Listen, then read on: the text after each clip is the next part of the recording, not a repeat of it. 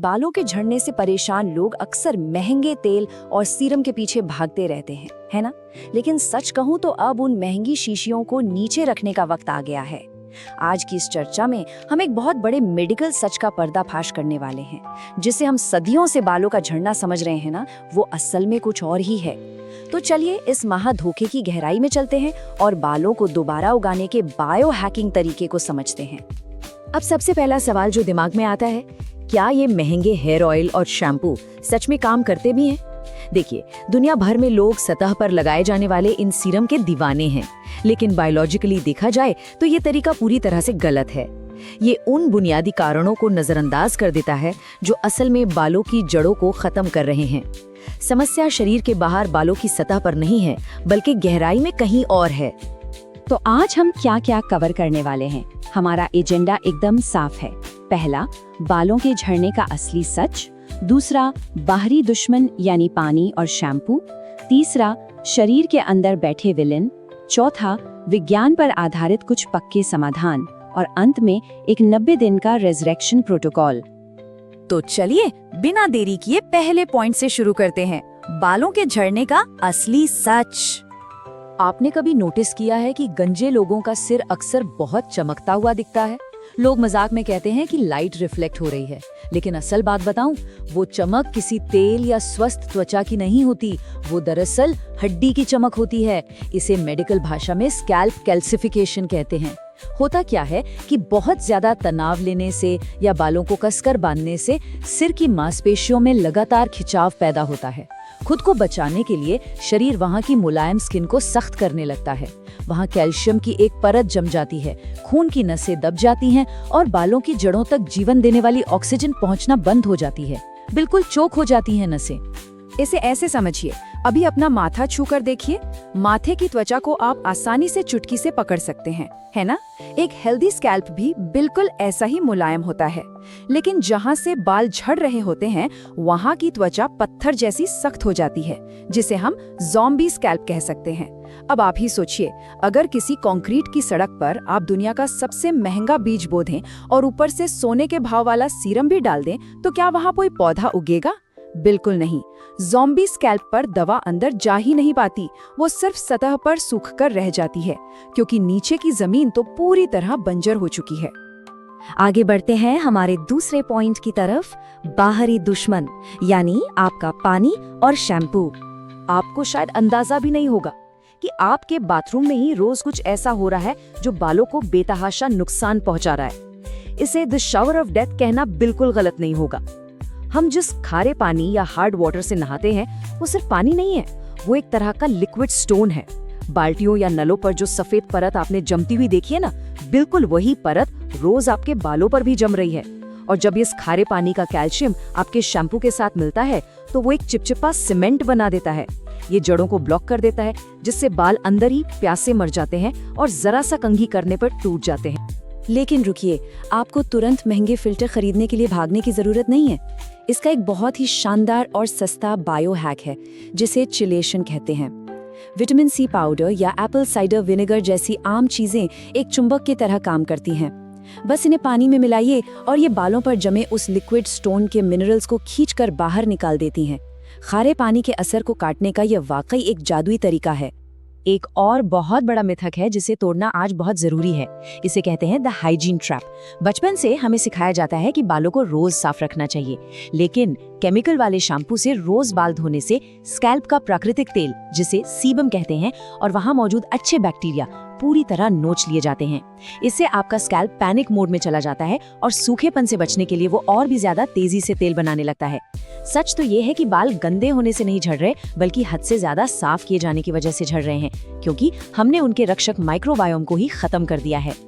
ये तो हो गए बाहरी खतरे। अब आते हैं पॉइंट नंबर 3 पर, शरीर के अंदर बैठे विलन।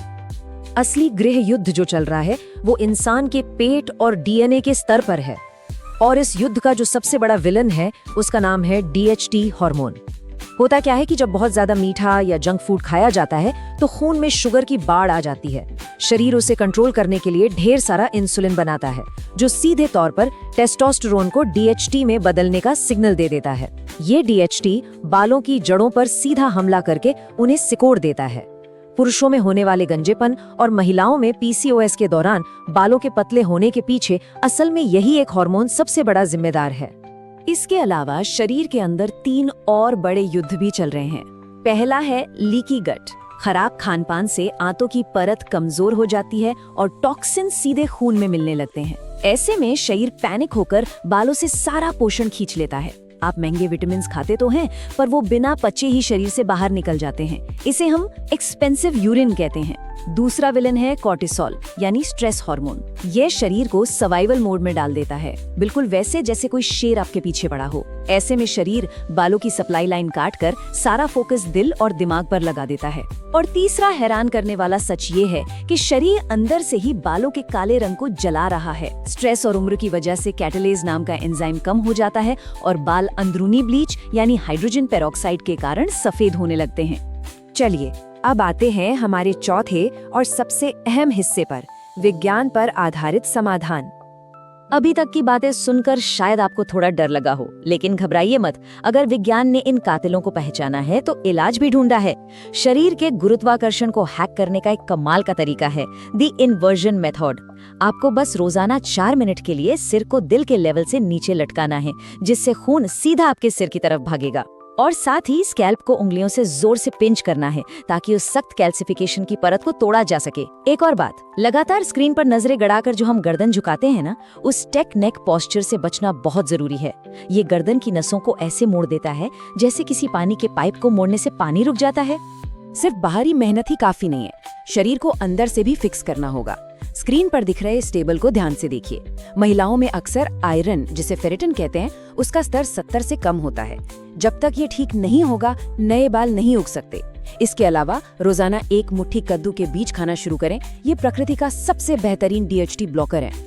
गट हेल्थ को सुधारने के लिए डाइट में दही या छाछ जैसे प्रोबायोटिक्स लें, और नसों की सेहत के लिए जिंक और कॉपर का बैलेंस बना के रखना बहुत जरूरी है। बहुत बेसिक चीजें हैं, पर इनका असर जादुई होता है। और अब बात करते हैं एक बहुत ही पावरफुल हैक की, जिसे मैकेनिकल अवेकनिंग कहते हैं। माइक्रो नीडलिंग या डर्मा रोलिंग असल में शरीर को दिया जाने वाला एक बहुत बड़ा और फायदेमंद धोखा है। जब बारीक सुइयों वाला रोलर आपके स्कैल्प पर चलता है तो हल्की सी चुभन होती है। शरीर को लगता है कि अरे वहां तो चोट लग गई है। वो तुरंत उस जगह को रिपेयर करने के लिए स्टेम सेल्स, ग्रोथ फैक्टर्स और ताजा खून भेज देता है। बस इसी मरम्मत के चक्कर में शरीर वहां नया कोलाजन बनाता है और गंजी हो चुकी जगह पर सोई हुई जड़ों को दोबारा जगा देता है। तो इन सब बातों को मिलाकर बनता है हमारा आखिरी पॉइंट, 90 दिन का रेजरेक्शन प्रोटोकॉल। अब वक्त आ गया है इन सारी चीजों को अपनी रोजमर्रा की जिंदगी का हिस्सा बनाने का। ये रही आपकी डेली चेकलिस्ट। रोज 1 मुट्ठी कद्दू के बीज खाइए, डाइट में दही या छाछ जरूर शामिल करें, दिन भर अपना पोस्चर एकदम सीधा रखें ताकि खून का बहाव न रुके, और सोने से पहले सिर्फ 4 मिनट का इन्वर्जन मेथड और स्कैल्प पिंचिंग करें। देखा जाए तो ये बहुत ही आसान है ना? कोई भी इसे बिना किसी परेशानी के कर सकता है। और इन रोज के कामों के साथ हफ्ते में 1 दिन आपको 1.5 mm डर्मा रोलर का इस्तेमाल करना है। लेकिन हाँ, हमारी उम्मीदें बिल्कुल यथार्थवादी होनी चाहिए। ये सब रातों रात नहीं होने वाला। साइंस के मुताबिक पहले महीने में आपको बालों का गिरना कम होता दिखेगा, दूसरे महीने में वो सख्त ज़ॉम्बी स्कैल्प मुलायम होने लगेगा और आपको छोटे छोटे बेबी हेयर दिखने लगेंगे, और तीसरे महीने तक आते आते एक साफ दिखने वाला बदलाव आपके सामने होगा। दोस्तों, विज्ञान कभी झूठ नहीं बोलता। हमारा शरीर एक बेहतरीन मशीन है, और अच्छी बात यह है कि अब इसका मैनुअल हमारे पास है। जो सच अब तक हम सभी से छिपाया गया था, वो आज पूरी तरह बाहर आ चुका है। तो क्या अब उन पुरानी गलतियों और महंगे तेलों को छोड़कर इस साइंटिफिक चैलेंज को स्वीकार करने का समय नहीं आ गया है? विज्ञान को समझिए और आज से ही इस बदलाव की शुरुआत कीजिए। सोचिए, अगर 90 दिन में सब बदल सकता है तो शुरुआत करने में क्या